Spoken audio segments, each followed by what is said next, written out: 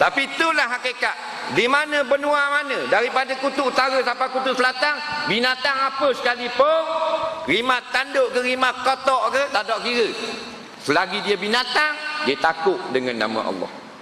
Faham? Lembu mengamuk nak kena sembelih, dia mengamuk naik minyak. Faham? Dia gigi tarik tali, kau apa kau? Aduh, dia tendang lembu.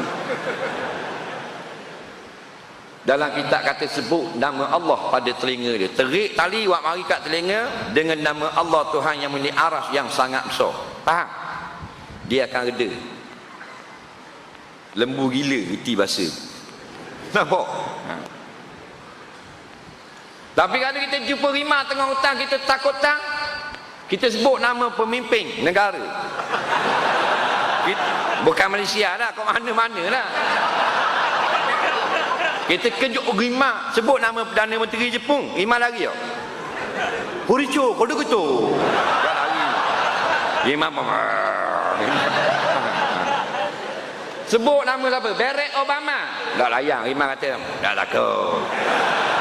Ni sungguh, bukan nakal. Sebutlah nama apa segala pemimpin dunia yang telah mati yang sedang memimpin. Dia tidak takut. Dia hanya takut nama Allah. Kerana binatang tidak ada yang derhaka kepada Allah. Tak ada lagi binatang. Yang derhaka manusia. Sebab tu binatang tak masuk neraka. Ha?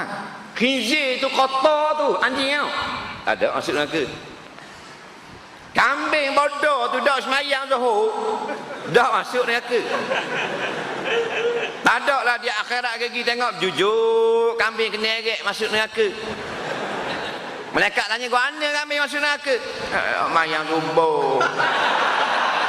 Tak ada. Kerana dia binatang. Dia tidak ada kewajipan agama tadi. Ha?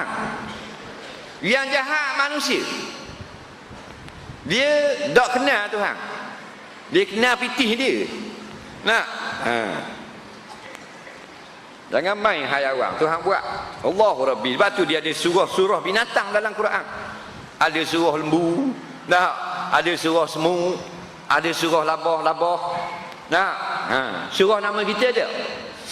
Tak ada kita cak yang. Nampak? Ha. Supaya Tuhan suruh kita tengok binatang. Tengok binatang dan kaji dan buat pengiktibaran. Nah, tengok semut dia akak barang. Daripada sarang dia berjalan berpuluh-puluh kaki jauh. Beratus meter semut. Tengok dalam hutan, dia akan berjalan pergi sampai ke tempat makanan, dia akan pikul, dia akan buat balik. Tidak ada seekor semut pun yang berhenti nusuk balik kayu. Nampak? Berhantar tarik dulu tembok. Ada. Memang rajin sungguh. Sampai tempat makanan, pikul buat balik. Sampai dak rehat, dipikul pula buat balik. Itu semua supaya Tuhan tengok. Tengok tu rajin. Kita banyak ngecek kerja. Nah, waktu rehat minum teh 15 minit, sejam setengah tak ada. Semua tak ada. Tipu-tipu begitu.